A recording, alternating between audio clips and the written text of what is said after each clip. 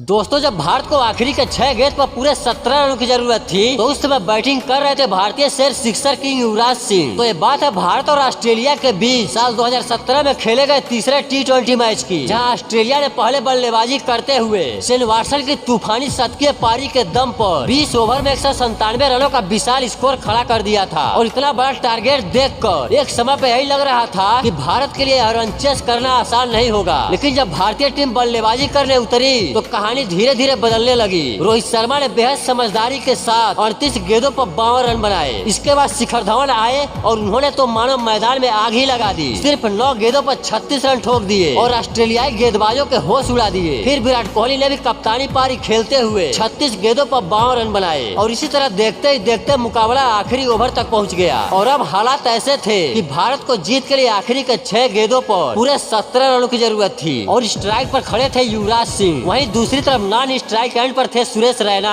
और आखिरी ओवर डालने की जिम्मेदारी उठाई ऑस्ट्रेलिया के खतरनाक गेंदबाज एंड्रू टाई ने। स्कोरबोर्ड पर भले ही ऑस्ट्रेलिया मजबूत लग रहा था, लेकिन मैदान पर अभी भी ऑस्ट्रेलियाई खिलाड़ियों के अंदर डर का माहौल साफ नजर आ रहा था और ये डर लाजमी भी था क्योंकि उनके सामने सिक्सर किंग युवराज सिंह थे। अब एंड्रू टाई जैसे ही आखिरी ओवर की पहली गेंद डालते हैं, उस पर युवराज सिंह पूरे आत्मविश्वास के साथ बल्ला घुमाते हैं और गेंद को जोरदार तरीके से बाउंड्री के बाहर चौके के लिए भेज देते हैं। अब दूसरी गेंद आती है और इस बार युवराज सिंह और भी ज्यादा आक्रामक हो जाते हैं। युवराज पूरे जोर से बैट घुमाते हैं जिससे गेंद बल्ले से लगते ही सीधे दर्शकों के बीच छक्के के लिए चली जाती है। अब स्कोर बोर्ड पर 2 गेंदों पर 10 रन निकल चुके थे और एंड्रू टाई की हालत साफ तौर पर खराब होने लगी। फिर तीसरे गेंद एंड्रू टाई बहुत ही चालाकी से डालते हैं। गेंद में थोड़ा बदलाव होता है और इस बार युवराज सिंह बीट हो जाते हैं, लेकिन रन लेने की कोशिश में रैना और युवराज के बीच हल्की सी गड़बड़ हो जाती है जिससे रन तो पूरा हो जाता है पर सुरेश रैना रन आउट होते होते बाल बाल बच जाते हैं। अब स्ट्राइक बदल जाती है और सुरेश रैना बल्लेबाजी के लिए तैयार खड़े होते हैं। हालांकि ऑस्ट्रेलिया के खिलाड़ी अभी भी दहशत में थे क्योंकि सुरेश रैना भी उस समय 22 गेंदों पे 41 रन बनाकर पूरी तरह सेट हो चुके थे और भारत को भी मैच जीतने के लिए 3 गेंदों पर सिर्फ 6 रन चाहिए थे। मतलब सिर्फ एक छक्का और मैच भारत की झोली में। अब चौथी गेंद एंड्रू टाई डालते हैं जिस पर रैना एक शानदार शॉट लगाते हैं। गेंद गैप में जाती है और रैना तेजी से दौड़कर 2 रन पूरा कर लेते हैं। फिर 5वीं गेंद पर भी सुरेश रैना वही काम दोहराते हैं और एक बढ़िया शॉट खेलकर फिर से 2 रन पूरा कर लेते हैं। अब हालात ऐसे हो जाते हैं कि आखिरी गेंद पर भारत को मैच जीतने के लिए सिर्फ 2 रन चाहिए होते हैं और स्ट्राइक पर अब भी सुरेश रैना ही खड़े होते हैं। एंड्रू टाई आखिरी बार रनअप लेते हैं और पूरी ताकत झोंक कर गेंद फेंकते हैं जिस पर सुरेश रैना शानदार टाइमिंग के साथ फील्डर के ऊपर से शॉट खेलते हैं जिससे गेंद तेजी से बाउंड्री की तरफ सीधा चौके के लिए निकल जाती है और इसी के साथ भारत का मुकाबला जीत जाता है।